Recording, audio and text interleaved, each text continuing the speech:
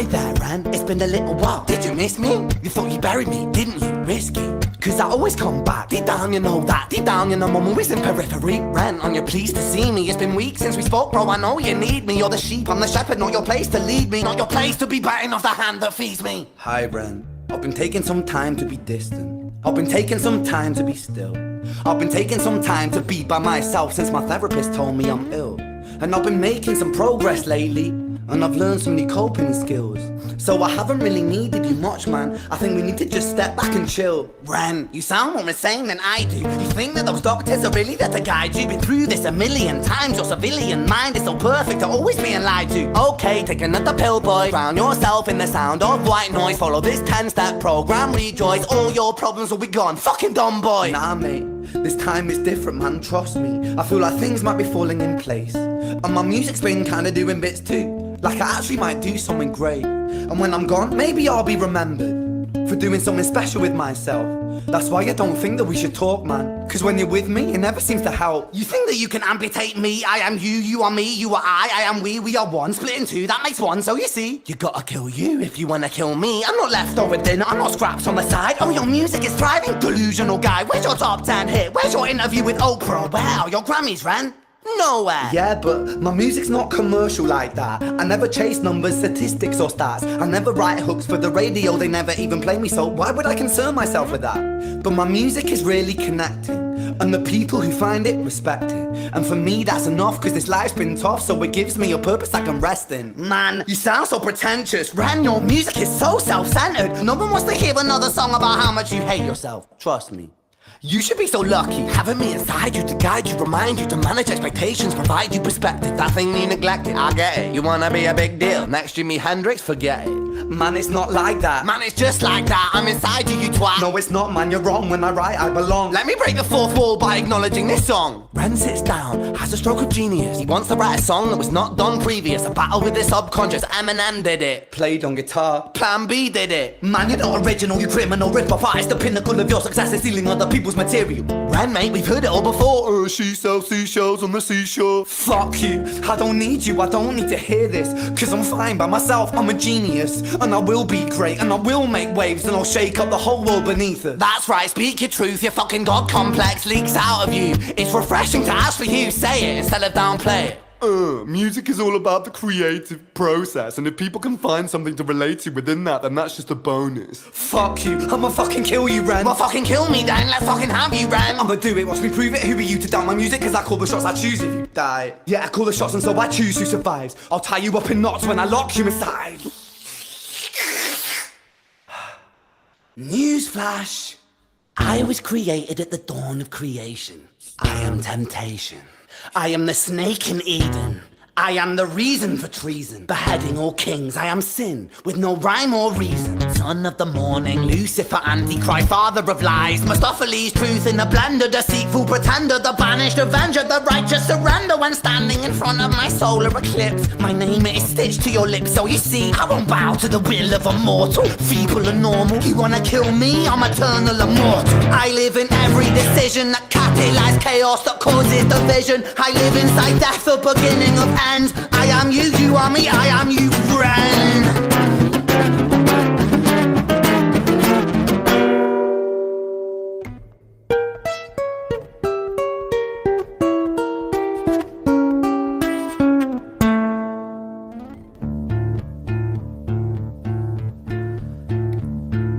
Hi, Ren. I've been taking some time to be distant. I've been taking some time to be still.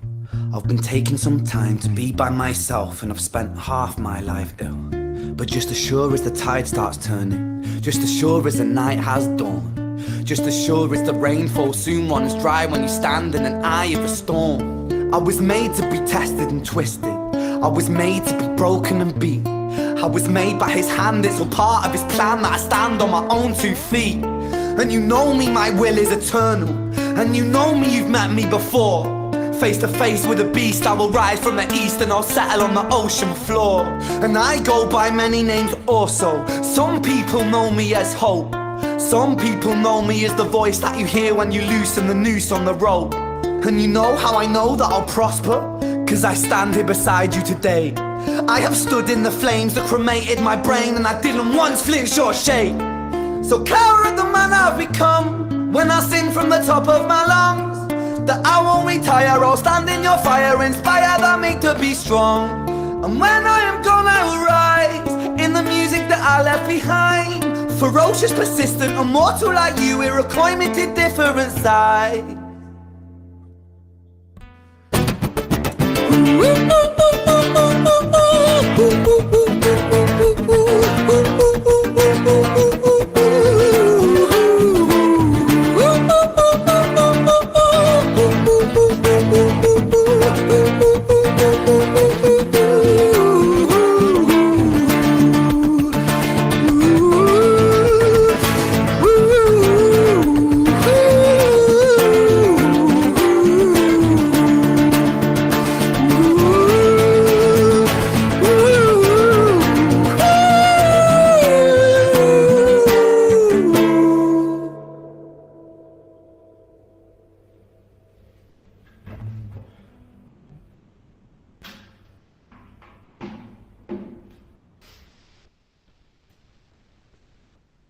When I was 17 years old, I shouted out into an empty room, into a blank canvas, that I would defeat the forces of evil.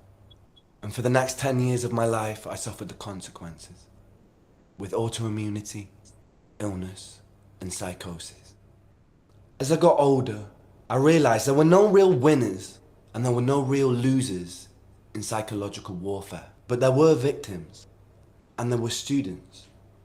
It wasn't David versus Goliath. It was a pendulum, eternally swaying from the dark to the light. And the more intensely that the light shone, the darker the shadow it cast. It was never really a battle for me to win. It was an eternal dance. And like a dance, the more rigid I became, the harder it got. The more I cursed my clumsy footsteps, the more I struggled. So I got older, and I learned to relax, and I learned to soften, and that dance got easier. It is this eternal dance that separates human beings from angels, from demons, from gods. And I must not forget, we must not forget, that we are human beings.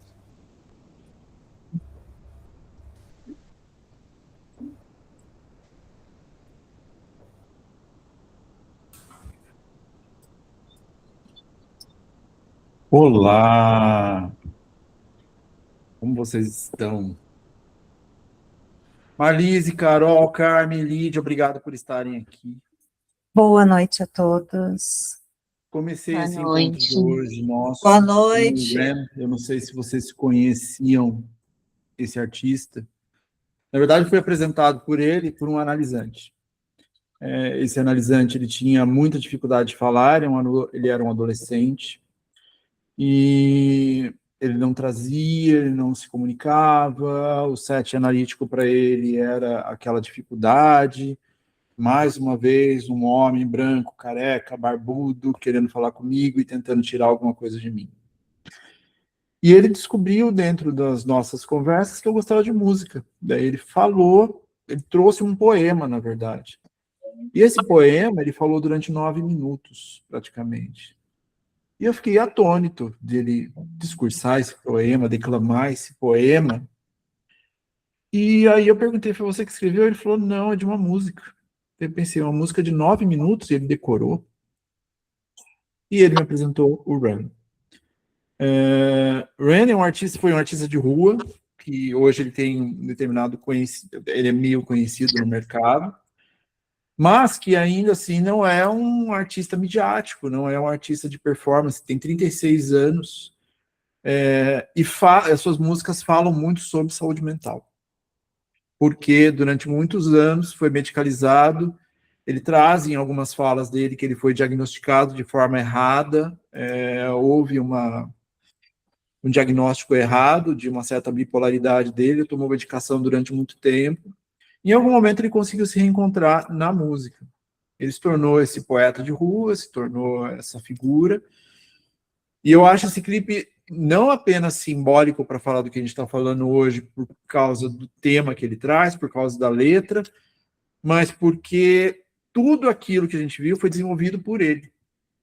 Então, é uma câmera simples, é um espaço simples, é um violão e ele vestido com roupas de hospital e declamando ali a sua vivência e tudo que comporta. Apesar de a gente falar de 36 anos, automaticamente vem para nós que é um adulto, mas esses adultos de 36 anos, eles não são realmente adultos do jeito que éramos adultos na época que eu olhava para os adultos. Eles são diferentes hoje. Eles são um substrato de uma outra economia, de uma outra vivência, de um outro mal-estar que a gente encontra no cotidiano, que a gente encontra hoje e temos muitas dificuldades em assimilar. E o impacto que essa geração tem em nós é o que essa representação de Rand traz. São jovens que têm toda uma tecnologia na mão, são jovens que têm todas as dimensões do que eram difíceis para nós em termos de construção cultural na época, e que agora eles estão no celular. Eles conseguem construir músicas, vídeos, tudo na palma da mão.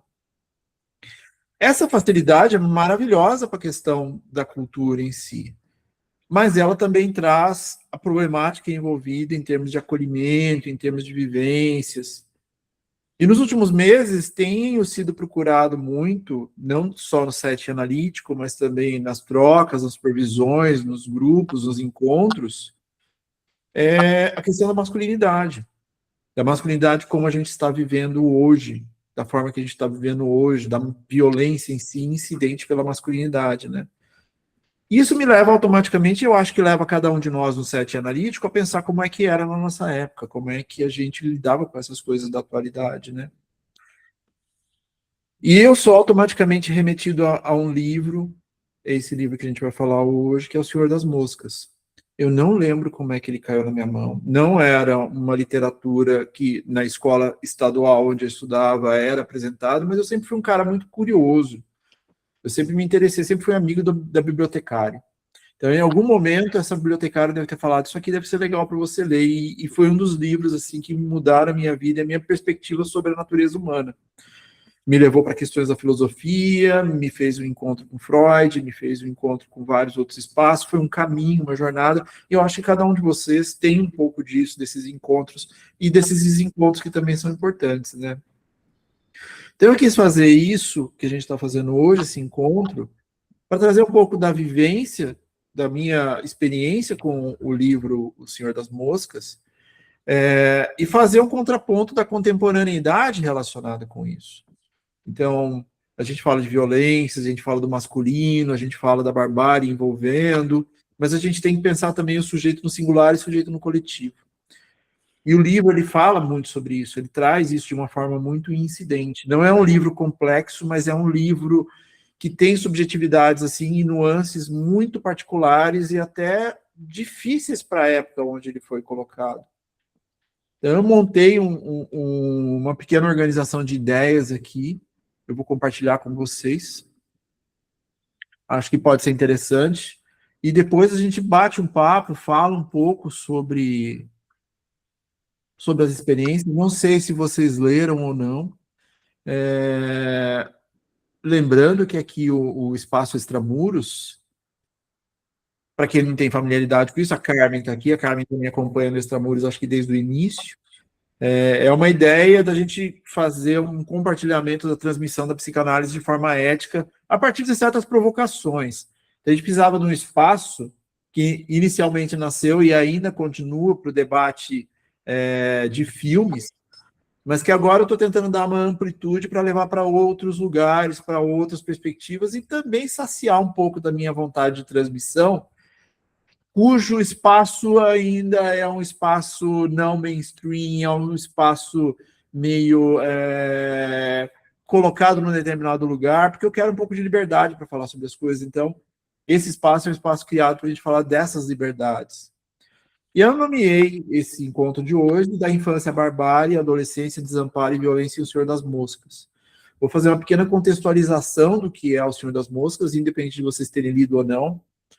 Para quem acompanha a minha jornada, eu detesto spoilers. Eu sou um anti-spoilerento por natureza. Eu acho que o spoiler mata a surpresa, e a surpresa é fundamental para a nossa vida. Vou fazer o possível para manter uma certa ausência de spoilers aqui, vou tentar ser aberto para os temas, tá?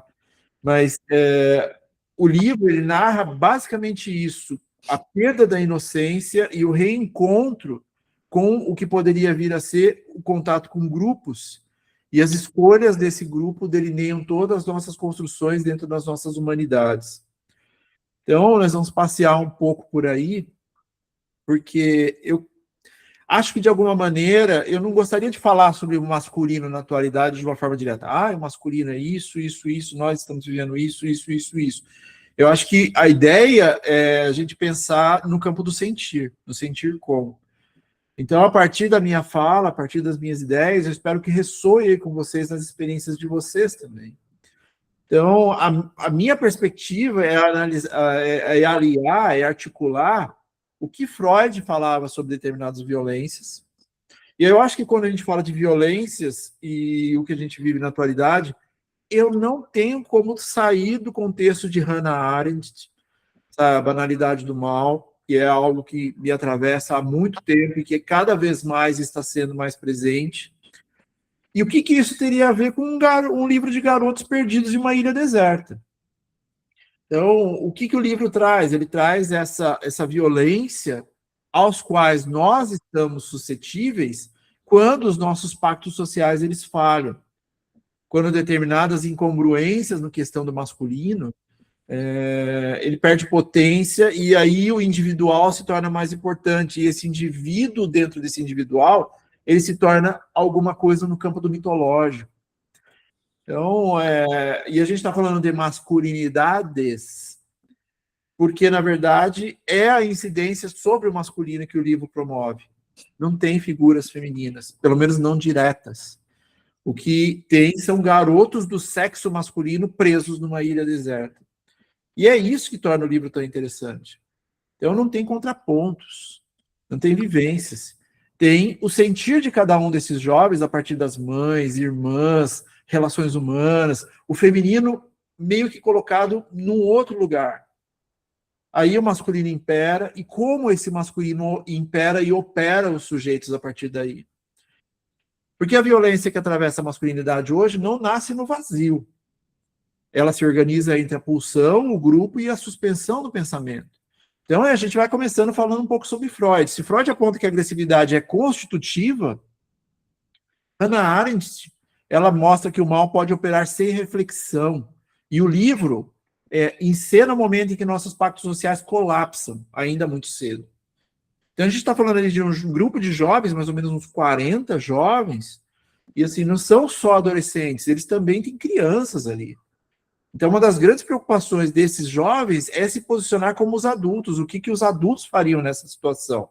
Então, os adolescentes se tornam esses adultos, e as crianças esperam que esses adolescentes resolvam o que está acontecendo ali. E aí, a escalada da violência nas relações humanas toma outros caminhos. Então, pensando um pouco nesse sentido, a gente tenta explicar certas violências, e a gente também tem que entender o que nos é constitutivo, que faz parte de nós a partir dessa visão da psicanálise. Eu não acho que Freud está errado, eu acho que todos nós já passamos raiva, todos nós muitas vezes sentimos alguma coisa que a gente não sabe explicar, direcionada a um outro. Muitas vezes a gente sente, tem uma coisa assim muito pungente, muito potente, que na verdade a gente também não sabe para onde direcionar. Então, a gente pode chamar isso de uma certa violência estrutural. Então, talvez o problema não seja explicar a violência, mas reconhecer o quanto já aprendemos a conviver com ela, sem sequer nomeá-la. Essa frase diz muito sobre o que a gente está vivendo na atualidade. A gente não nomeia mais as coisas, e a gente normaliza processos, a gente normaliza procedimentos, a gente normaliza comportamentos a partir de um excesso de informação. Então, se eu estou vivendo na violência, a violência é comum. Se o feminicídio está presente, então o feminicídio faz parte constitutiva do que eu tenho que enfrentar. E aí a gente vai tirando a força discursiva, a força narrativa, a gente vai tirando daí a potencialização do que poderia vir a ser uma discussão de algo que é importantíssimo para a manutenção dos nossos pactos sociais. E isso gera um certo silenciamento. Então, mais importante, nosso silenciamento sobre essa violência seria um sintoma do mal-estar? E o que isso diz sobre nós, se a gente se permite que esse silenciamento nos coloque em determinados espaços e nos silencie sobre o que é nosso desejo, de como a gente entende que devemos conviver em sociedade? Então, acho que uma organização básica do que a gente vai ver hoje é isso.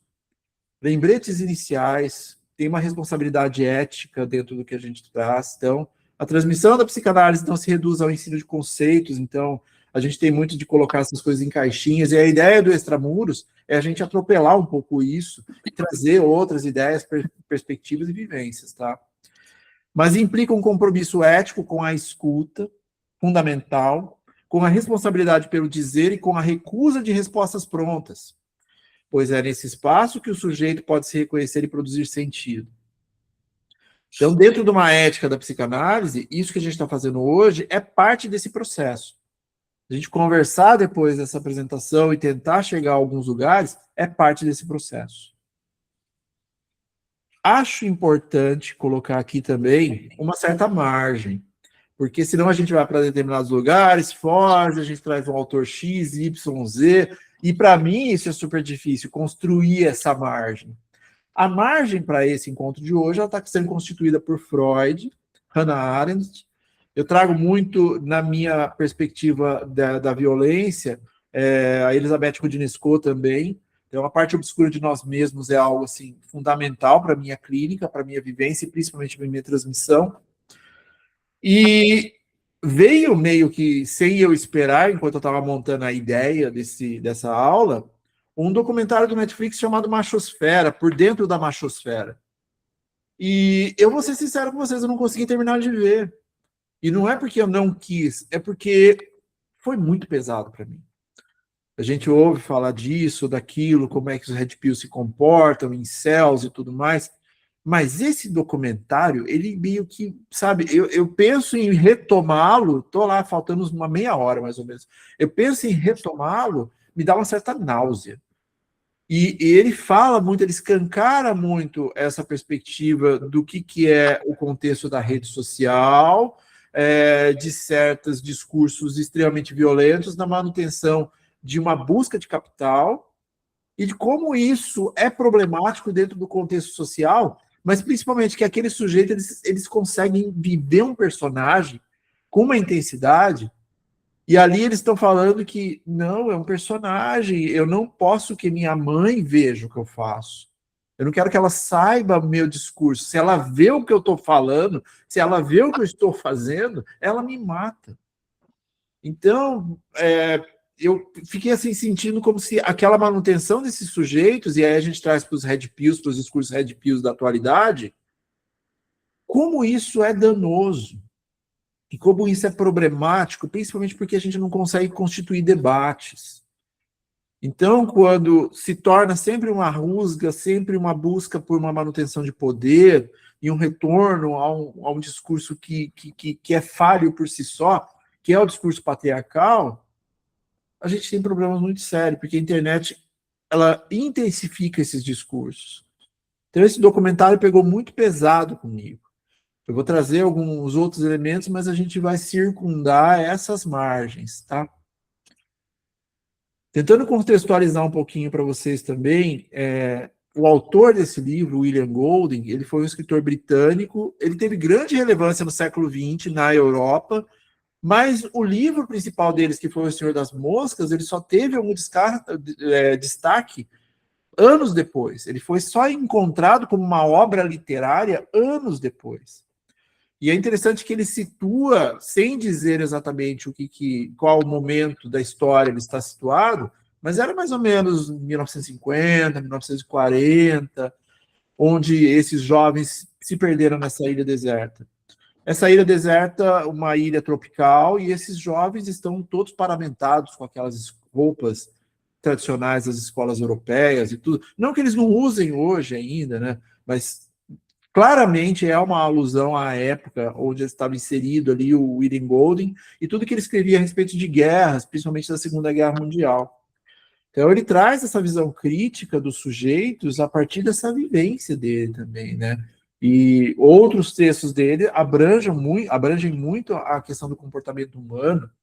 E embora ele tenha escrito diversas obras, sua obra mais conhecida e influente é O Senhor das Moscas, considerado um clássico da literatura mundial, mas tardiamente, de certa forma.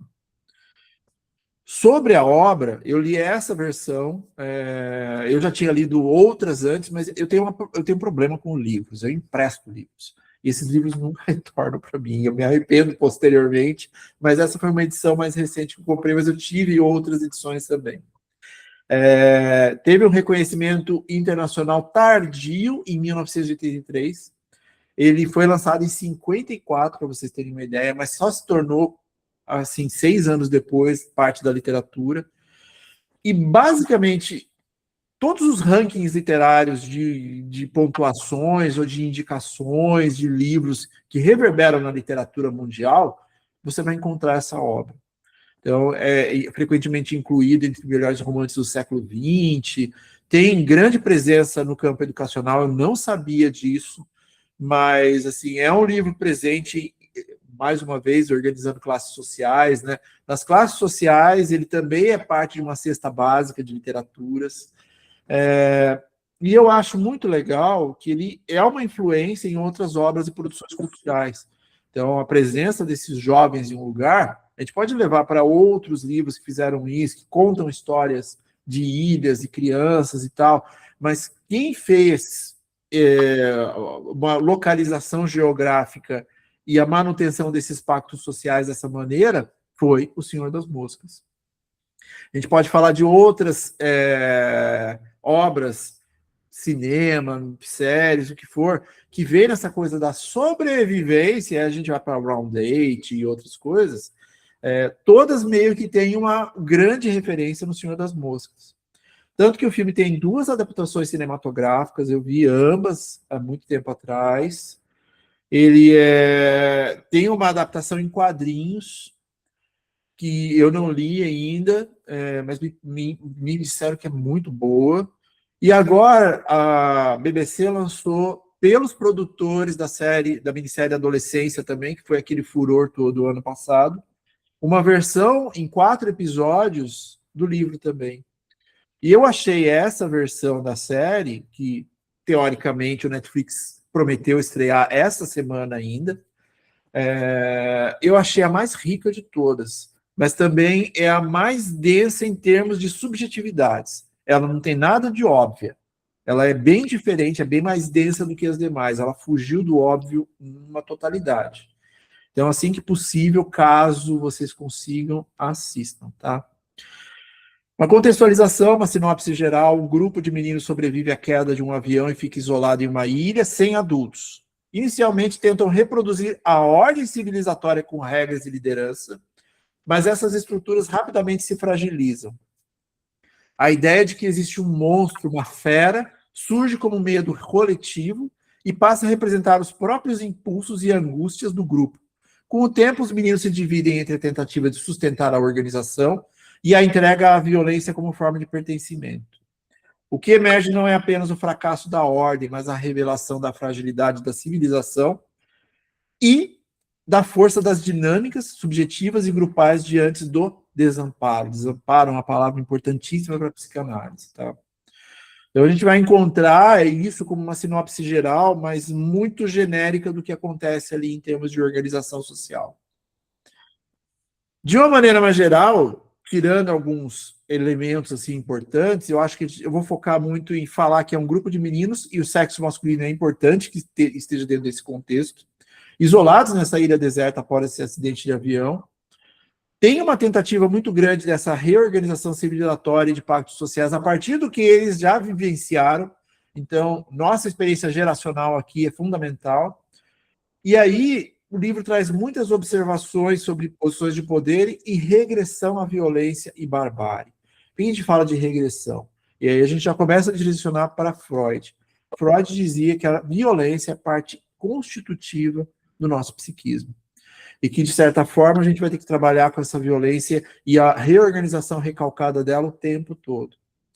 Mas a pergunta que eu gostaria de fazer para vocês aqui é: a barbárie ela é produzida pelo meio ou ela é inerente ao sujeito pela sobrevivência? O livro traz muito disso. Será que aquilo sou eu? Ou será que eu estou sendo conduzido a me comportar daquela maneira? E aí o pacto redirecionado a isso, que envolve certas violências desde os primeiros agrupamentos grupais, é também essa inserção social. Então, eu lembro muitas vezes na minha infância de jovens, eu era um desses jovens, que sempre teve um contato muito grande com cuidado com animais, eu sempre gostei de animais. Mas era comum entre os jovens da época alguém estar cometendo algum ato de violência contra um animal, seja uma formiga, seja um gato, seja um sapo, e a gente olhar para aquilo com certa repulsa, mas para não entrar em impacto ali com aquele grupo, a gente silencia. Porque se o grupo está autorizando aquela violência, quem sou eu para falar alguma coisa? Então, isso acontece desde muito cedo, e nós somos testados desde muito cedo nessas premissas. Freud diria que desde muito cedo, e o Winnicott também, que esse desafio começa desde a primeira mamada, do mamar do bebê, da forma que ele morde o seio da mãe. Ele já começa a testar essas tensões de até onde ele consegue ir, mesmo ele não tendo ideia do que seria.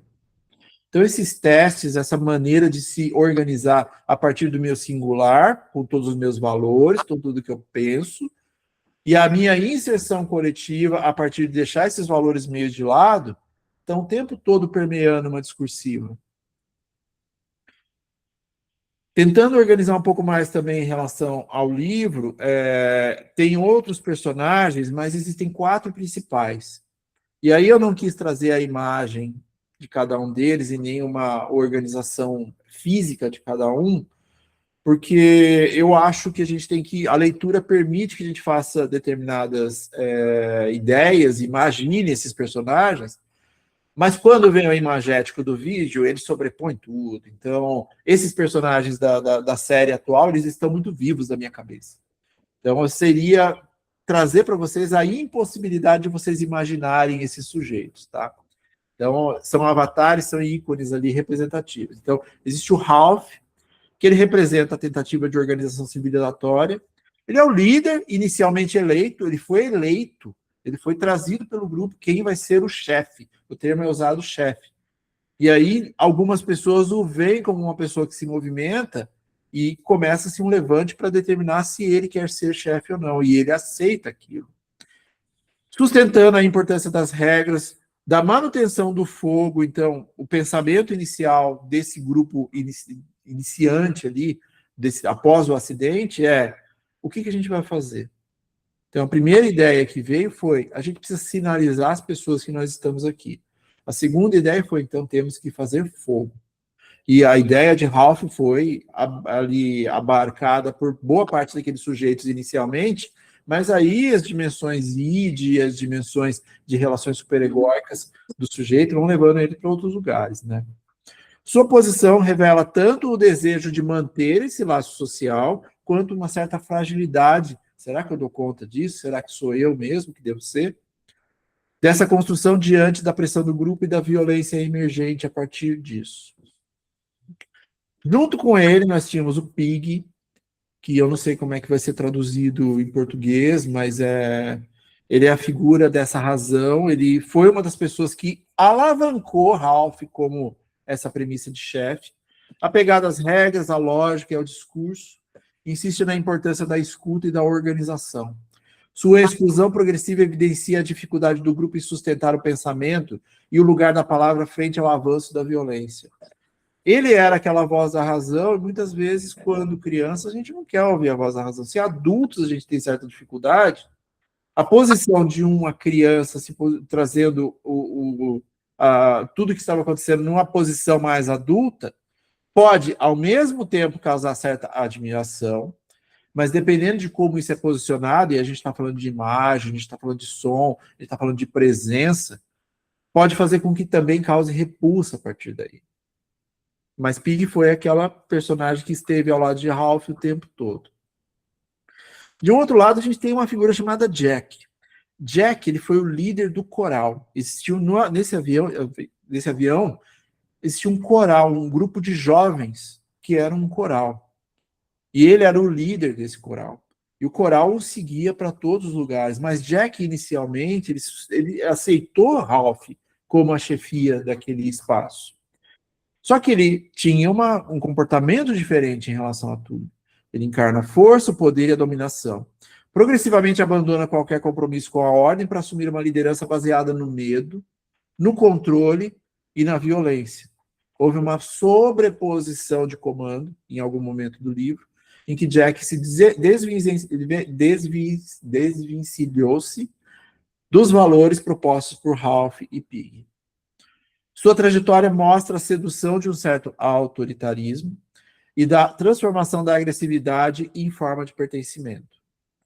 E junto desses personagens, a gente tinha Simon, que é um personagem mais introspectivo, mais sensível, mais associado a uma certa intuição, ele era o observador da turma, e uma certa dimensão de uma ética. Então ele tinha uma função organizada ali, super egóica muitas vezes, e que, na verdade, ninguém gosta daquele chato, ninguém gosta da pessoa que aponta um determinado problema. Mas ele desenvolvia isso em muitos momentos, e tudo que ele trazia era importante para que o grupo pudesse caminhar de forma ética. É ele quem percebe que a fera talvez não seja uma fera externa, e ela está junto com alguns elementos daquele grupo, mas parte desses próprios meninos. Sua posição solitária revela a dificuldade de sustentar uma verdade que o grupo não consegue escutar. O livro e outros formatos vão se adensar nesses 4 personagens. Existem alguns outros, mas a dinâmica entre eles é a fundamental para o que a gente está falando aqui.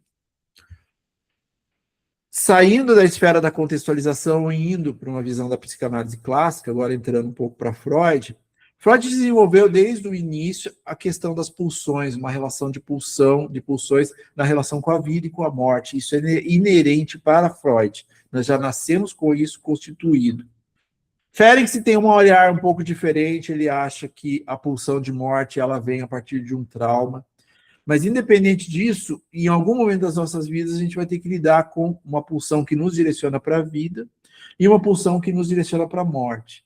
Esse direcionamento para a morte não é necessariamente um desejo de morte, mas é uma relação com um desejo de estar no inorgânico, num lugar onde a gente estava lá quando a gente estava na barriga das nossas mães. Era bonito, era legal, ninguém incomodava, era uma não existência e, ao mesmo tempo, uma existência. Freud articulava muitas questões da pulsão com eros e tânatos, amor e ódio, raiva, tudo aquilo que compactua com a perspectiva de um embate, de ambivalências.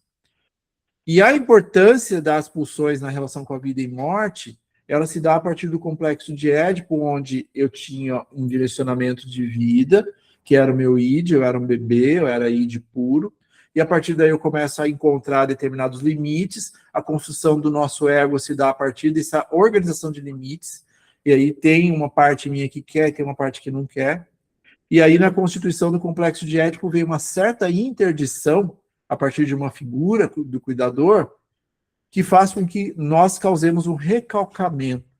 Esse recalcamento é algo que nós vamos ter que lidar o resto da vida. E a partir dele emerge esse superego, que é uma função mediadora entre o que eu posso e o que eu não posso. Junto com isso, de uma maneira bem simples, tá? Complexo de Édipo. Junto com isso, Freud trouxe uma obra que eu acho assim, fundamental para a gente pensar os sujeitos, seja eles no individual, seja eles no coletivo, que é o Mal-Estar na Civilização. O Mal-Estar na Civilização nasceu e fez Freud tornar-se um outro sujeito. O horror da Primeira Guerra Mundial fez com que ele repensasse tudo que ele estava entendendo que seria a constituição psíquica dos sujeitos. Então ele via um mal, ele via uma tristeza, ele via uma violência que ele nunca tinha encontrado antes. Então o Mal-Estar na Civilização, esse marco na psicanálise, para um Freud, que ele já não é mais otimista. ele é um Freud agora, que também não é pessimista, mas é um Freud muito mais em contato com essas violências que permeiam o sujeito. O que a gente pode articular disso que eu falei para o livro? As construções de regras e espaços na ilha, elas representam muito essa construção do que a gente vai fazer em termos de sociedade. Então, tá, eu quero isso, mas a partir do eu querer isso, será que ele quer isso? E será que se ele aceitar vai ainda ser a mesma coisa? E se ele não aceitar, a gente consegue chegar no meio termo? Ou eu vou insistir no meu desejo, ou eu vou dizer o que eu quero fazer?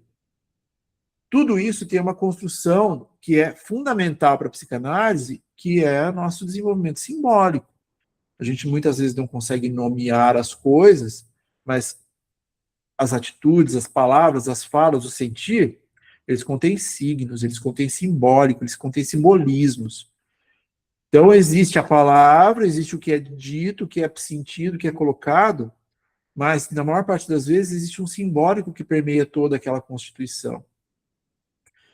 E esse simbólico, ele está o tempo todo permeando ali as relações trazidas pelo livro. Então, quem são os líderes e quem são os liderados? Que características tem que ter um sujeito para que ele lidere outras pessoas e outras pessoas o sigam? E há uma diferença entre liderar e pessoas seguirem essa pessoa. Ou você dizer, eu vou seguir essa figura porque isso que ele está dizendo, essa forma de ele estar agindo, está de acordo com as formas que eu tenho de ver o mundo. Isso muda de tempos em tempos, isso tem uma construção que atravessa nosso desenvolvimento humano. Só que hoje tem um mascaramento muito intenso do que é o caminho entre o mal e o bem. Então parece que ou eu sou do bem ou eu sou do mal. Ou eu sou um herói, ou eu sou um vilão. Parece que aquele caminho sinuoso, simbólico, subjetivo, que comporta essas discursivas, onde nós podemos criar coisas novas, ela não é permitida. Parece que a gente está o tempo todo suscetível a uma busca de uma figura mitológica que vai resolver todos os nossos problemas. E quando essas figuras se apropriam dessa imagem, a gente tem uma organização de poder relacionada com o que a gente chama de autoritarismo. Então, a gente está vendo isso em várias figuras, a gente teve um exemplo muito grande aqui, a partir do Jair Bolsonaro, mas eu arrisco dizer, e eu sei que tem historiadores aí, que talvez o Trump seja essa representação mais incidente do que a gente está falando sobre um certo autoritarismo. Porque agora ele tem uma figura das redes sociais na mão, tem toda a construção da inteligência artificial. Então, o que era o campo do pensamento e da fala, agora se torna imagem. E a imagem era poderosa. A imagem cria uma marca minêmica em nós que demora a sair, demora a nos deixar. E a profusão constante dessas imagens faz com que o tempo todo a gente pense que a gente tem que só se alimentar de imagens. Só que se essas imagens são geradas a partir de discurso de poder, como é que a gente está permitindo ser incidido pelo outro? Hannah Arendt trazia isso em alguns contextos e ela trouxe essa violência normalizada. Então tá, se a gente faz, a gente está seguindo ordens, a gente está seguindo um direcionamento de uma figura, então qual é a minha culpa nisso, se eu estava simplesmente seguindo ordens? O livro da Hannah Arendt sobre o julgamento de Eichmann, ele diz muito sobre isso, sobre como aquelas figuras nazistas, elas só disseram, eu só estava seguindo ordens, era um trabalho. Ah, mas e aqueles corpos, e aqueles sujeitos, e ideologia? Não vi nada disso. Eu estava suscetível a um trabalho e executei aquele trabalho. Então a violência se tornou normalizada e normatizada na questão do nazismo, exatamente porque houve essa suspensão da possibilidade de debate. Então, se já está acontecendo, está acontecendo. A gente traz isso para o discurso da atualidade, pensando, eu vou usar sempre nesse tempo, pelo menos, eu vou sempre falar do feminicídio, porque a gente está com isso acontecendo nesse momento. Então, o feminicídio era uma coisa há 5, 6, 10 anos atrás. Hoje a gente vê casos uma vez no dia, de repente 2 vezes no dia, de repente 3 vezes no dia. Então é parte da rotina. Ele está normalizado. Todo mundo está falando disso, então deve ser parte da nossa rotina diária. Isso é parte dessa normalização proposta pelo uso excessivo da comunicação. E aí, quando não há contribuição no grupo, quando não há debate, e quando há essa normalização e agora uma normatização a partir de não haver punições para quem promove esse tipo de violência, a gente fica ali, silenciado. A gente vai com o ritmo das coisas. Só que deixar isso acontecer não é perder a importância que tem o nosso pensamento crítico. Como é que a civilização elabora isso e como é que ela colapsa? Como é que ela se organiza a ponto de colapsar? Dentro do mal-estar na civilização, Freud traz um pouco desse contexto. O homem não é uma criatura branda, ávida de amor, que só se defende quando atacada. Ao contrário, é preciso incluir entre suas disposições instintuais uma forte cota de agressividade. Então, o que Freud traz para nós é que é inerente, é constitutivo. Nós não somos amor, nós não somos seres de amor. A gente tem fica se digladiando com esses sentimentos. Em algum momento, essa agressividade, ela talvez emerja em nós. E dependendo da fragilidade dos nossos pactos sociais, ela vai tomar outros contextos que podem beirar o grupal. Tem um outro contexto de Freud, que ele também traz ali a partir do Mal-Estar na Civilização, ele já vem construindo isso em outros textos, mas no Mal-Estar na Civilização ele organiza isso melhor. É sempre possível unir um grande número de pessoas pelo amor, desde que sobrem outras para receber as manifestações de sua agressividade. Dê a isso o nome de narcisismo das pequenas diferenças. Então, a gente se une a partir de uma discursiva desse amor que é relevante para mim. Mas esse amor que é relevante para mim, muitas vezes eu preciso olhar para o outro e perceber que não é a mesma coisa, e eu acabo direcionando esse afeto para o que é diferente. Então, só que ao mesmo tempo, esse agrupamento de pessoas, eles não estão ali 100% pensando no mesmo amor. Eles estão conectados por uma coisa um pouco maior. E parte disso é o movimento que se faz, que a gente fala hoje em dia a gente fala muito em agrupamento de manada, comportamento de manada e tal. É porque existe um sujeito que teoricamente é um grande líder, que vai nos direcionar para uma grande vitória, uma discursiva rasa, fria, insensível, mas que mobiliza. Então, não importa se o amor do outro não é tão intenso quanto o meu amor, se há um direcionamento para um amor que é extremamente diferente do meu, em termos de violência, tá tudo bem. Então, grupos muito semelhantes, eles entre si tendem a acentuar diferenças mínimas como forma de canalizar a agressividade.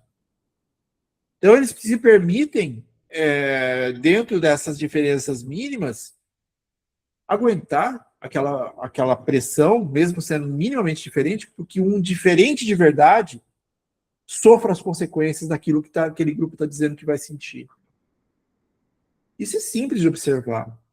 O diferente ele vem a partir do quê? Da raça, do gênero e muitas vezes da classe social.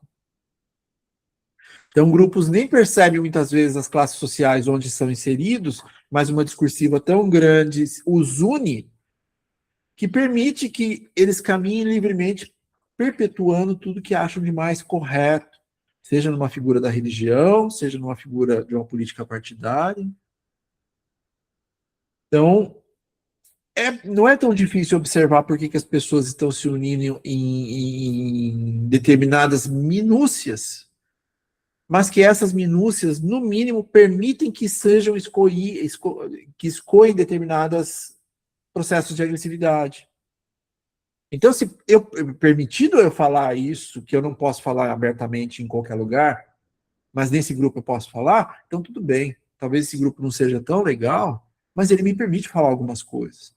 Então esse grupo é mais legal do que aquele que fala, não, você não vai falar. E o Senhor das Moscas tem muito disso. Até que ponto eu vou aceitar o líder? É tão interessante essa nuance do livro em relação ao nosso real, que eles usam os termos chefe para direcionar para Ralph, e eles encontram uma concha. Essa concha é o símbolo principal da união entre eles. Eles descobriram que assoprando aquela concha, eles vão reunir todo mundo. Todo mundo, ao ouvir aquela concha, se reúne, porque o termo que eles usam é reunião. É hora da reunião. Eles reproduzem todo o comportamento que eles ouvem em casa. Então, é o pai falando das relações profissionais, é toda a construção que se dá a partir dali, de um som emitido, uma ligação telefônica, um momento de uma reunião, ele precisa ser respeitado. Agora, todo mundo já participou de reunião, todos sabem que é muito difícil que todos ali saiam com algo que seja inerente ali ao desejo de todos. Então, por pouco tempo, a gente ainda olha e fala, tá, isso aqui não é do meu desejo, mas eu vou ver o que vai acontecer aqui. Mas tem uma hora que essa corda ela se estica tanto que a gente não aguenta. E no livro, essa corda se dá entre o posicionamento em que Ralph traz, precisamos de manter um fogo aceso para que as pessoas possam ver a fumaça e nos resgatar. Junto com isso, nós vamos ter que se preocupar com outras coisas, como a alimentação. E aí Jack, dentro da liderança dele, diz, eu vou arrumar comida. Então ele ficou responsável pela comida. Em primeira instância, ele não conseguiu, porque eles eram crianças. Como é que ele vai caçar um porco? Descobriu que tinha javali, ele ia caçar isso. Então toda a nossa construção cultural diz que se eu construir uma lança, talvez eu possa matar aquele animal para que ele se torne alimento. Primeira instância, ele não conseguiu. E aí, além de tudo, esse grupo de adolescentes tinha que cuidar do que eles chamaram de pequeninos, que eram as crianças menores, e que estavam ali chorando, perdidas, elas não sabiam nada do que fazer, elas estavam sentindo falta de um adulto. Então, esses jovens tiveram que se tornar os seus próprios adultos. Só que, em determinado momento, Ralph precisou fazer outro movimento, e Jack ficou responsável por manter a chama acesa. Só que ele já não estava tão interessado nisso, porque parecia muito divertido caçar um javali. Então ele ficou com as duas responsabilidades, alimentação e manter o fogo aceso.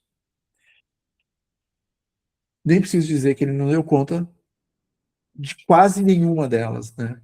Mais para frente ele até conseguiu encontrar esse alimento. Mas na ausência dele, na busca do id, daquilo que o fazia junto com o grupo que ele tinha formatado, que era o caçar desejo, passou um navio e o fogo estava apagado. E Ralph confiou em Jack. Só que Jack não cumpriu o prometido. No meio de tudo isso, como é que a gente vai sobreviver? A forma que eles encontraram de fazer fogo foi através do óculos do Pig. Refração, luz, a partir do sol incidente, palha, conseguiram fazer fogo. Então, o óculos daquele personagem se tornou um objeto de desejo para todos. Sem aquilo não há sobrevivência, sem aquele óculos. Então, Pig também ganhou uma determinada importância subjetiva, mesmo sendo aquele cara que aconselhava o Ralph a partir de determinadas experiências, ele também se tornou aquele detentor do objeto principal. Só que isso foi, ao que poderia ser união, foi separando esses grupos. Jack queria caçar. O interesse dele pela aventura que ele estava vivendo na ilha e do grupo, o coro ao qual ele comandava, era formatar uma grande caçada. E aí essa ideia trazida de que existia uma fera na ilha, aí deixou eles mais empolvorosa. Precisamos caçar a fera antes que a fera nos casse. Será que ela existe? Será que não existe? E aí os pactos sociais mínimos de sobrevivência começaram a ser quebrados. Então, se a gente não se alimentar, a gente morre, mas se a gente não manter o fogo aceso, a gente nunca vai ser descoberto. Então, a organização do narcisismo, das pequenas diferenças ali, separou esse monte de crianças em 2 grupos específicos. Aqui a gente já começa a abordar um pouco mais a questão da banalidade do mal trazida por Hannah Arendt. Então, quem foi ela, se vocês não a conhecem? Foi uma filósofa, teórica política alemã, de origem judaica, uma das pensadoras mais influentes do século XX. Ela fugiu, literalmente, do nazismo e se estabeleceu nos Estados Unidos, onde desenvolveu grande parte da sua obra. Seus estudos se concentram em temas como poder, autoridade, totalitarismo e responsabilidade individual. Ficou especialmente conhecida pela análise de banalidade do mal, desenvolvida a partir do julgamento de um oficial nazista, refletindo sobre como pessoas comuns podem participar de sistemas violentos sem questionamento crítico. Então, como é que Hitler trouxe todo esse monte de gente para próximo dele? A discursiva, a narrativa, a organização de poder, tudo isso é importante. Mas para Hannah Arendt, a ausência de um pensamento crítico foi fundamental para que esses sujeitos pudessem ser controlados em direção às organizações de poder necessárias da época para que o nazismo se tornasse o que ele se tornou. Em Banalidade do Mal, ela fala muito sobre essa importância. Esse conceito da banalidade do mal, ele é fundamental para a gente pensar as violências na atualidade. Ela surge a partir da análise que Arendt faz do julgamento de Adolf Eichmann, um burocrata nazista. O que a surpreende não é a presença de um sujeito cruel ou sádico, mas justamente o contrário. Eichmann aparece como alguém comum, medíocre, sem profundidade crítica. Ele não age por ódio intenso, mas por conformismo e obediência. Há uma espécie de suspensão do pensamento, ele não questiona, ele apenas executa. É interessante que Hannah Arendt, quando trouxe esse livro, Eichmann em Jerusalém, ela foi o que a gente chama hoje de cancelada. Porque como assim não existe mal no que Hitler fez? Como assim existe uma certa banalidade no que foi promovido ali dentro de todo o nazismo? Como assim esse sujeito se apresenta como se não sentisse culpa?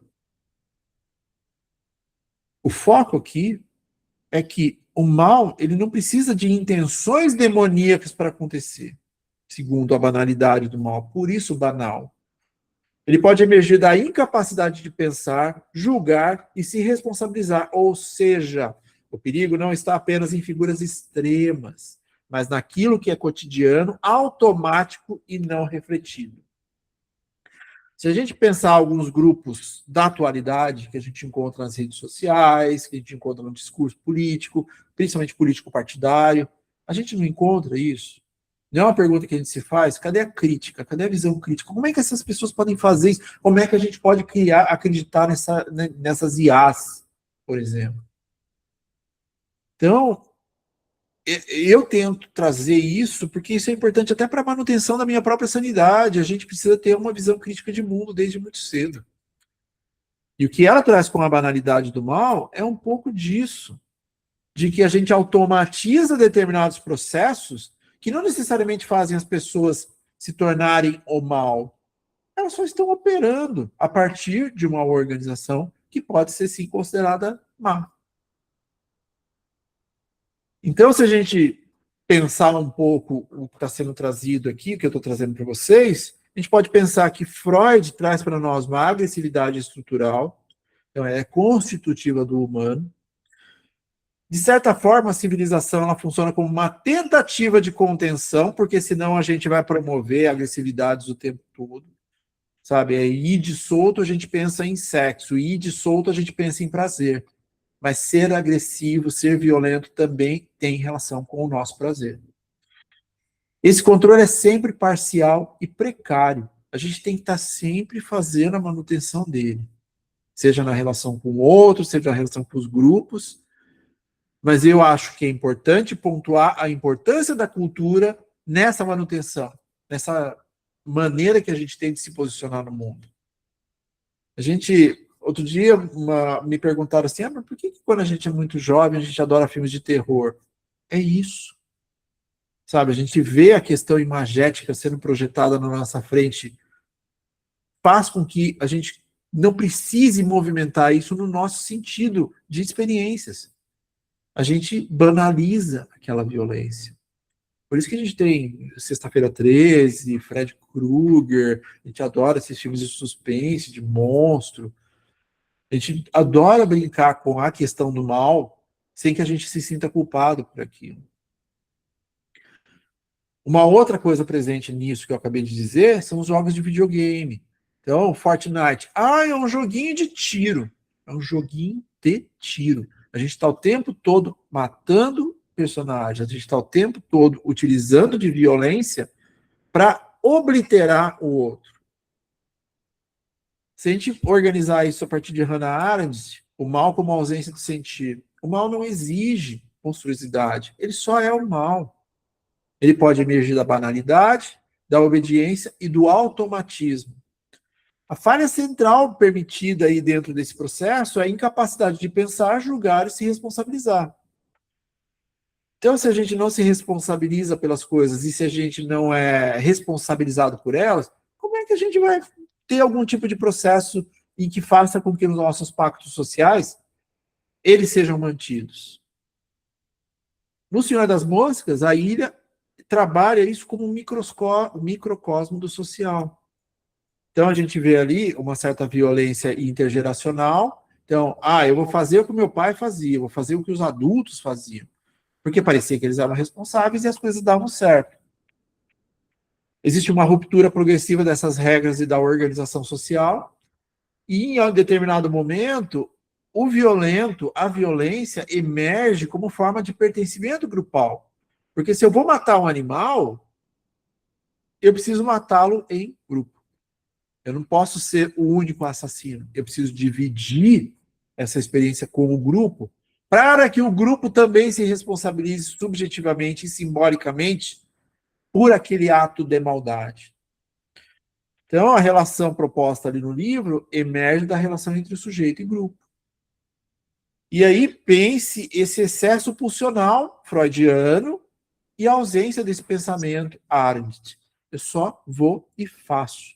Eu tenho algo inerente em mim que eu preciso colocar para fora, e como eu não tenho criticidade a respeito daquilo, eu vou simplesmente executar.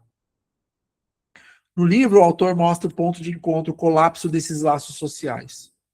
E a partir daí a violência impera. E a partir daí a violência é permitida.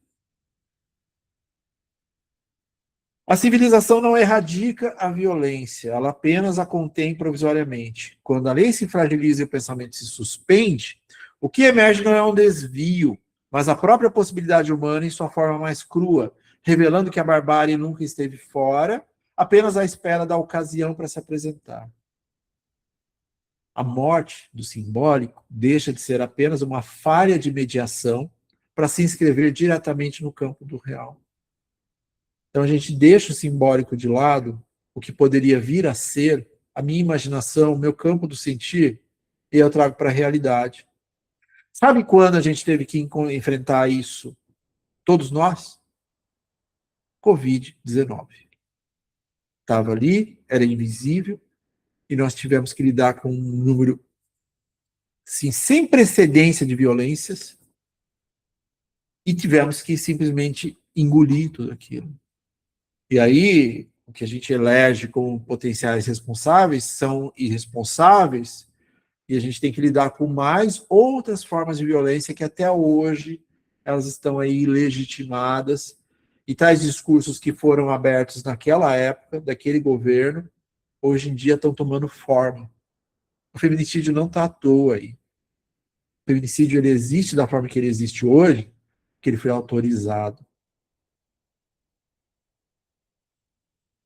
Indo para um campo mais focado na adolescência em si, por que é importante a gente falar disso da adolescência? A gente não está falando da adolescência só do jovem, púbere, biologicamente, de, sei lá, 12 a 22 anos, a gente está falando também de um adolescente e um adulto. Na clínica a gente sempre busca a criança ou no adulto, mas existe um adolescente esperando para falar ali também. Se a gente conseguir encontrar linguagem para falar com ele, a análise fica riquíssima. Por que é importante falar com o adolescente? Porque na adolescência é uma época em que a gente escolhe e idealiza líder e subordinados. Então, a gente vai ter os primeiros contatos sociais, geralmente é um professor, geralmente é na educação física, geralmente é nos cursos que a gente quer fazer, geralmente é no momento do futebol, das brincadeiras, das nossas construções, dos nossos pactos sociais. Geralmente tem alguém que está à frente, a gente nem sabe muito bem porquê, mas parece que aquela figura é mais liderança que nós. Então vamos ver até onde vai. Continuaremos seguindo? Não sei. Então, tem uma certa organização de uma verticalidade dessas punições. Então, tá, se ele é líder, ele vai se responsabilizar e ele vai ser punido, mas também ele vai punir. Quero isso? Me submeto a isso? Então, também nessa inclusão desse debate a respeito de permitir-se ser liderado, tem uma certa suspensão do juízo crítico. Tá, se eu for crítico demais nisso aqui, eu não vou fazer parte. O que eu quero? Fazer parte ou viver sozinho?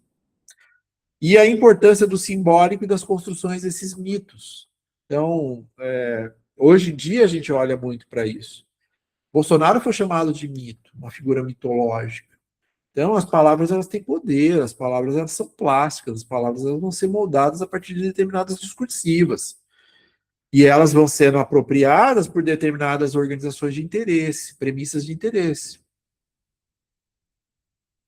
Existe um certo funcionamento grupal na adolescência, eu quero fazer parte, eu quero me inserir. E aí, nas minhas experiências, na minha busca de experiências, eu vou ter um encontro com certas violências, que muitas vezes ela é normalizada, e aí coletivizada até. E mesmo sabendo que aquilo talvez seja errado, meus pais disseram isso, meus cuidadores disseram isso, eu mesmo já criei uma ideia de que aquilo não é bom, para pertencer ao grupo, eu vou fazê-lo. Então, eu normalizo isso. Na atualidade, pensar a cultura digital e os linchamentos simbólicos promovidos. Então, essa pessoa fez certo, fez errado, eu vou caçar essa pessoa digitalmente e vou destruir essa pessoa digitalmente. Eu vou não destruir apenas o avatar dela, mas tudo que ela é hoje constituinte. A ponto de, mesmo ela saindo do ambiente digital, quando ela se insere no campo do real, na realidade, ela é lembrada por aquilo. Pensar também que as situações escolares são fundamentais para a gente entender pactos sociais. Quem é responsável, quem não é, a figura do professor, a figura do educador, a figura dos grupos aos quais eu vou fazer parte. Poderia trazer alguma coisa a respeito de arquétipos aqui, mas eu acho que eles não são tão importantes quanto a gente pensar a organização de como a gente se insere em grupos. Claro, uma pessoa que gosta mais de quadrinho e não gosta tanto de esportes, ela entra num determinado arquétipo. A pessoa que gosta mais de esporte, ela entra num outro determinado arquétipo, mas eles podem transitar muitas vezes, mesmo que em determinados espaços onde isso não seja aceito. Isso também tem no livro. Jack, apesar de ser essa figura esportista, respeitável, cujo pai era militar, de não sei o que, não sei o que, não sei o que, ele era um sujeito extremamente sozinho. E apesar do grupo olhar para ele como uma potencial força, quando ele construiu uma amizade com Simon, ele se mostrou fragilizado. E Simon viu essa fragilidade e acolheu. Só que Jack, no grupo, entendia que Simon era uma ameaça, porque ele sabia que, em algum momento, Jack tinha se tornado frágil. Então ele atacava, muitas vezes, Simon. Simon ficava confuso, ele é meu amigo ou não é? Quanto a gente vê disso na escola? O quanto a gente não vê isso acontecendo? As questões dos melhores amigos, as questões de quem é o grupo ao qual eu me sentirei pertencido. E aí é importante a gente trazer também a primazia do patriarcado. Ele está aí, a gente tem que falar sobre ele, as pessoas não gostam de falar, principalmente os homens, mas o patriarcado ele existe e a gente precisa tornar ele cada vez mais material do que simbólico. E não permitir que ele se perca nas discursivas e narrativas da atualidade. Ele é, sim, um lugar, um patamar onde certas pessoas são preteridas, certos sujeitos são preteridos em relação a outros. A gente precisa falar disso cada vez mais. Agora, dentro disso tudo, uma pergunta que a gente pode se permitir também: a ausência dessas figuras representativas autoriza a barbárie? Então, se eu constituo determinadas figuras como figuras representativas e elas se tornam determinada coisa, eu posso criar uma crítica a respeito daquilo. Mas e se elas não existem? E se elas são formatadas a partir de símbolos, mitos, ideias? Será que há uma certa autorização dessa barbárie se a gente pegar a cultura de uma forma expandida? Hoje em dia está muito mais incidente do que antes a questão dos heróis. É sempre algo a ser combatido. A gente tem que combater alguma coisa. Existe um mal ao qual a gente precisa direcionar esforços de combate, de conflito, de confronto. Será que se a gente tiver figuras representativas mais cedo e que permitam que a gente se torne pessoas, sujeitos mais críticos, a gente tem uma forma de lidar melhor com o que é essa barbárie constituinte nossa, violência constituinte nossa? Muitas de vocês já devem ter visto a minissérie Adolescência. Ela foi extremamente impactante no ano passado para nós. E essa cena específica, por mais que todo o contexto da série seja maravilhoso, essa cena me pegou de uma forma muito pesada. Essa cena foi basicamente esse garoto, agora tem que rolar spoiler, desculpa, mas faz um tempinho já, né? Um crime foi cometido e ninguém acreditava que esse jovem poderia cometer esse crime. Mas ele cometeu. E esse pai, ele ficou completamente perdido. O que eu ensinei, o que eu não ensinei, o que passava na cabeça desse homem? Por que isso está acontecendo? Quem é esse garoto? Na primeira instância, o garoto precisou de aconchego, ele se afastou. O que é isso com que eu estou lidando? Que tipo de banalidade é essa com a qual eu tenho que lidar? E aí a gente espera que dentro do campo da cultura, esses pactos sejam respeitados. Na escola, com os amigos. E agora, na internet? Como é que a gente faz? Como é que a gente faz com redes sociais?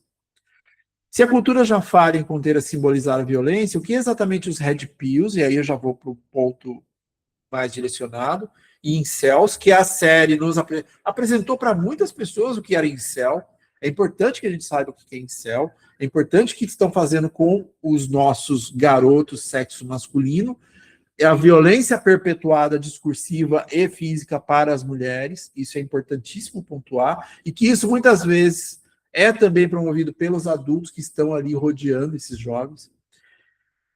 Fazem-se não oferecer à adolescência uma gramática pronta para odiar, onde pensar vira fraqueza, o outro vira ameaça e a pertença se constrói na recusa de qualquer limite.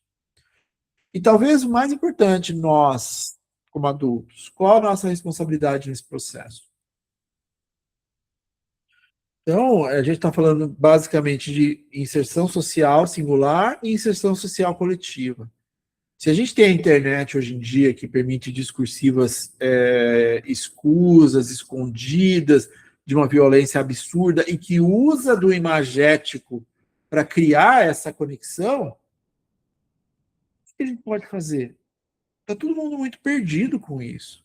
Porque se esse medo promovido por Freud, por Hannah Arendt, e por mais centenas, milhares de pensadores na história traziam isso como algo que poderia vir a acontecer, hoje nós já estamos vivenciando isso.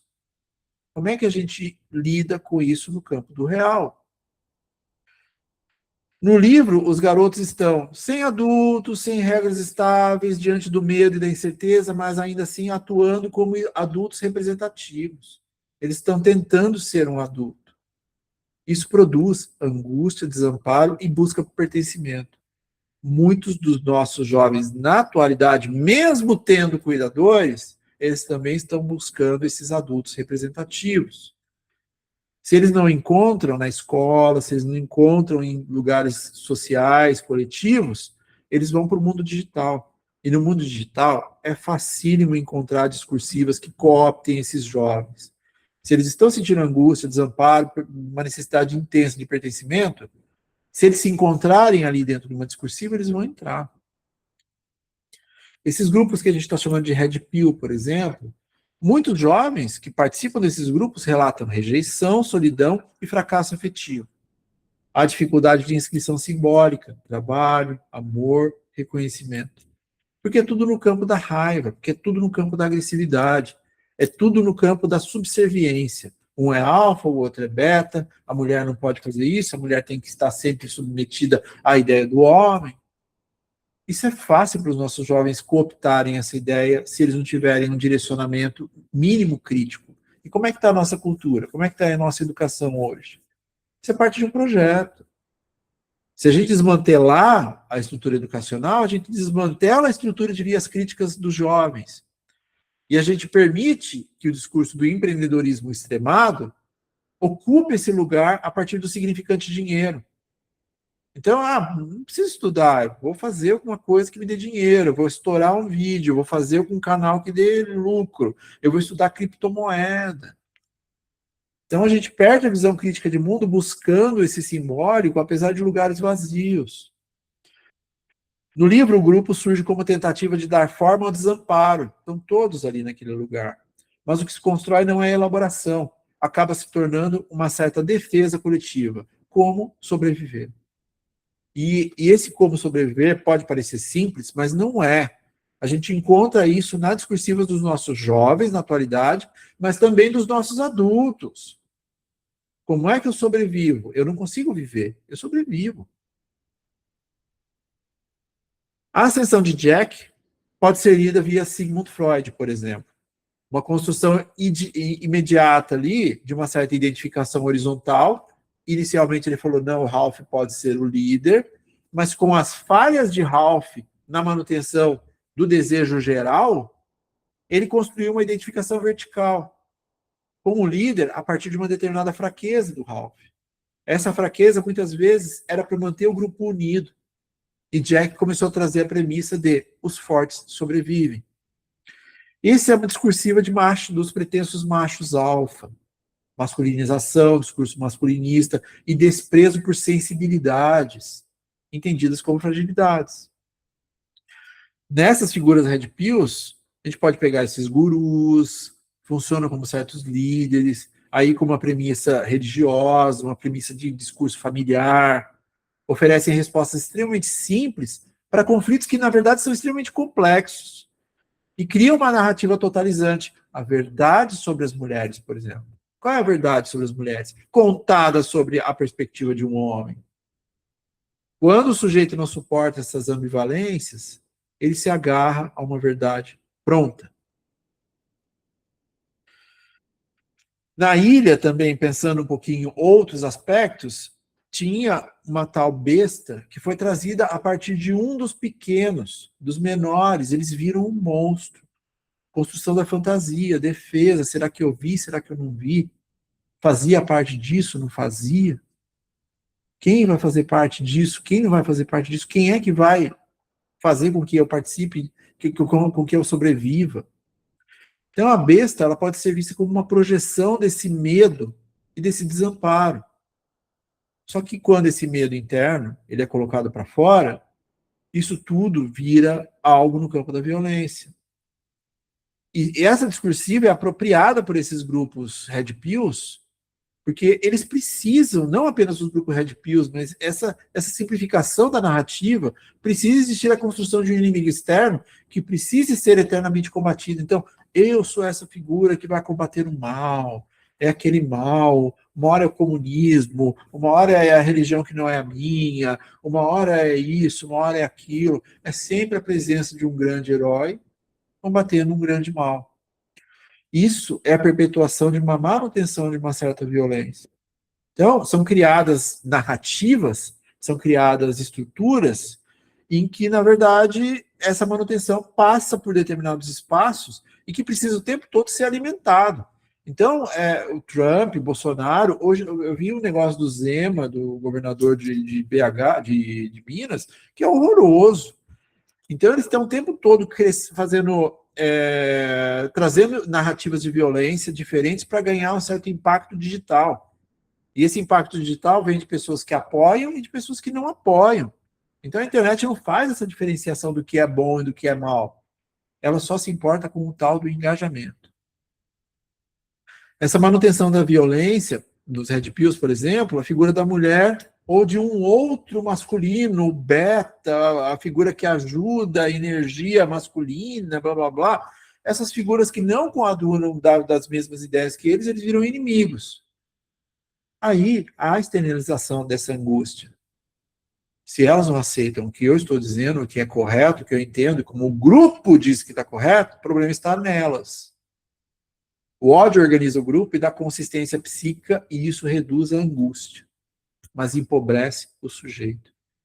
Então é muito comum hoje em dia as pessoas, principalmente do sexo masculino, elas estarem cansadas o tempo todo. Porque elas ficam na rede social, na internet, nos grupos de WhatsApp, só recebendo informação dessa manutenção da violência. E elas sentem que elas devem perpetuar isso de alguma maneira. Só que elas são sujeitos empobrecidos. No set analítico a gente está vendo isso cada vez mais. A gente vê um sujeito masculino que não quer nem ir no set analítico, ele não está nem afim de fazer terapia ou análise. Porque, para ele, aquela descarga é uma palavra importante para o masculino, é mais importante do que ele construir uma visão crítica de mundo. É um sujeito empobrecido. Simbolismos dentro do livro também, a concha, esse símbolo da lei, perde o valor. Porque se a concha é o que vai unir todo mundo, se a concha é eu vou assoprar e vem todo mundo e as pessoas deixam de vir, talvez ela não seja tão importante. E junto com isso, a palavra, o simbólico, é substituído pela ação.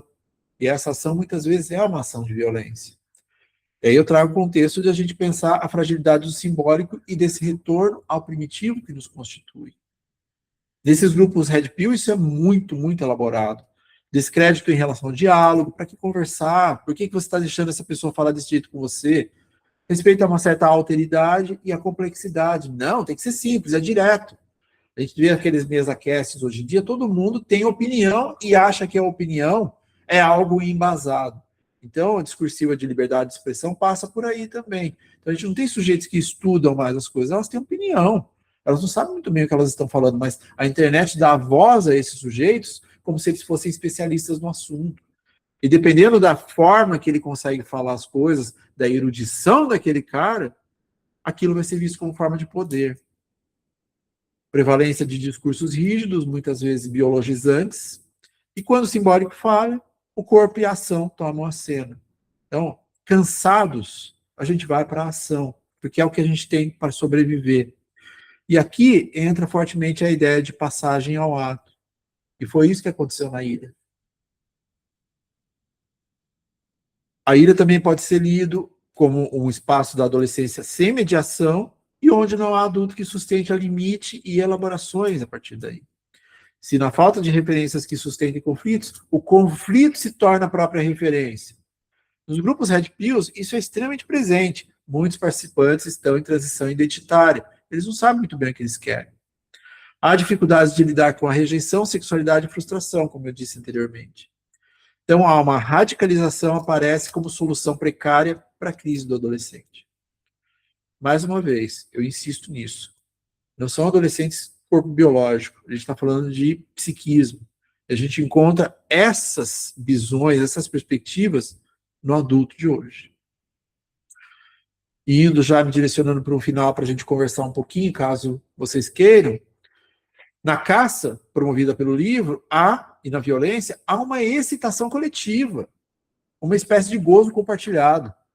Às vezes eu vou em grupos masculinistas, vamos dizer assim, em que as pessoas promovem esses encontros, não grupos Red Pill, mas assim, a gente tem que entender que esse machismo ele é estrutural nosso. Então, qualquer discurso que fuja um pouco do que se é esperado de um homem, dentro de uma estruturalidade, é visto com um certo desdém pelos próprios homens. Então, a autocrítica não funciona muito bem nesse espaço. Eu falo muito do futebol. Então, o campo de futebol, o estádio de futebol, a torcida de futebol é a autorização do homem para ser gay. Ali ele pode abraçar o homem, ele pode dar um tapa na bunda, ele pode pegar no saco do amigo, ele pode inclusive beijar o cara, porque o coletivo promove isso. E a violência generalizada ali, ela é permitida por um ataque ao que me é oposto. Então, gozo, crueldade, pertencimento, mesmo que nos atos impensáveis, a violência nos permeia. E sem esses pactos, elas vão a ato. Nos ambientes red pill, discursos de humilhação podem produzir pertencimento. Então, eu vou humilhar aquele sujeito, eu ganho mais seguidores. A gente vê isso o tempo todo. Eu vou ser uma pessoa ruim, vou promover um ato de violência extremo, como o goleiro Bruno, por exemplo, e ele ganha mais seguidores. Uma pessoa é ruim, mas ela tem uma presença digital, ela ganha mais engajamento. O riso, o sarcasmo e o ataque funcionam como cola grupal. Então, eu não posso mais debater, eu não posso mais ser crítico, eu não posso ter um diálogo. Eu preciso ter sempre uma estrutura conflitiva que leve ao confronto. E o grupo não se sustenta só pelo sofrimento, mas também pelo gozo e pela destruição do que é diferente. Trazendo uma reflexão final para cá, se vocês não leram, eu espero que tenham trazido pelo menos uma certa curiosidade de vocês de lerem ou de assistirem. Assim como na ilha não se trata de sujeitos maus, mas de sujeitos às voltas com o desamparo, tentando inventar alguma forma de organização, ainda que isso se dê pela via da violência, da exclusão e da recusa de certa alteridade. O problema não está apenas nesses arranjos precários, eles são frágeis, mas no que deixa de ser trabalhado. Quando não há quem sustente a responsabilidade pelo que não se elabora, e quando a violência se autoriza também pela ausência de consequências, punição e limites, a barbárie deixa de ser exceção e passa a operar como solução. Não é isso que a gente está vendo nos jornais todo dia? A impressão ao longo do livro é a de uma tentativa constante de reproduzir o mundo adulto. E ainda assim, a pergunta permanece como uma frase que poderia facilmente ser dita por alguns dos protagonistas. Fizemos tudo o que os adultos fariam. O que deu errado? Usei alguns elementos gráficos aqui para guiar a concha, o próprio Senhor das Moscas, caso vocês assistam. O uso das máscaras desses jovens para promover essa violência. E a necessidade do fogo, o elemento fundamental para a nossa existência. Tudo permeia essa discursiva a partir do livro. Minissérie dos produtores de adolescência, estreou já em fevereiro de 2026. A Netflix prometeu a estreia para maio, prometeram para essa semana, eu olhei lá, não está lá ainda, mas eu aviso vocês caso apareça.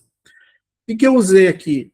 Mal-Estar na Civilização, peguei um pouco de Psicologia das Massas e Análise do Eu, que eu acho que são dois livros fundamentais assim, para a gente falar de questões da atualidade e Freud. Usei a parte obscura de nós mesmos, que é uma história na relação com os perversos, a gente vai passar por perversidades por esse espaço também. Quem tem interesse pela Hannah Arendt, tem uma biografia muito legal dela, que chama Entre o Amor e o Mal, uma biografia, mas ela escreveu A Condição Humana, que é esse livro fundamental para entender questões do nazismo que não gostariam de ter sido nomeadas. Então, a banalidade do mal é uma delas. O Senhor das Moscas ele foi tão influente que a gente pode ver resquícios dele em elementos como Yellow Jackets, que é basicamente a história do Senhor das Moscas, só que com mulheres. É uma minissérie, uma série interessante. Não sei se vocês assistiram a Onda, mas a Onda também é essa organização do narcisismo das pequenas diferenças, e como um estudo com alunos pode se tornar algo extremamente perigoso. Indo para um campo mais, de uma cultura mais ampla, esses filmes, séries, jogos de sobrevivência, Resta Um, eles bebem muito também na obra, então eu indico muito Battle Royale, que é um filme japonês pesadíssimo sobre jovens sendo colocados numa ilha e uma premiação para quem sobreviver. E eu me arrisco aqui a trazer um pouco de insight sobre a cegueira também. Nunca vou saber se Saramago leu O Senhor das Moscas, mas é um livro que eu quero trazer para esse espaço também em algum momento e que me é muito caro. Tá? Provavelmente o próximo encontro que a gente vai ter do Extramuros em relação à literatura, em relação a esses elementos, eu quero falar do Alienista, tá? Então, o livro da Hannah Arendt é este, o Alienista. Comprei uma versão nova aqui com alguns apontamentos. Vai sair um filme com o Selton Mello no final do ano, e o Alienista é maravilhoso, tanto que ele tem uma versão em quadrinhos. Enfim, espero que vocês tenham gostado. Tem um QR Code aí na tela. Tudo que eu faço, falo, onde eu me envolvo, ele está no link do Linktree, e eu deixo ali o QR Code para quem quiser acompanhar em redes sociais e tudo mais. Mas eu queria ouvir vocês um pouco. Isso seria importantíssimo para mim. No mais, é isso que temos para hoje. Eu vou parar a gravação. Eu faço isso para que a gente possa conversar melhor e aberto. E fiquem à vontade. Mas deixa eu parar a gravação primeiro.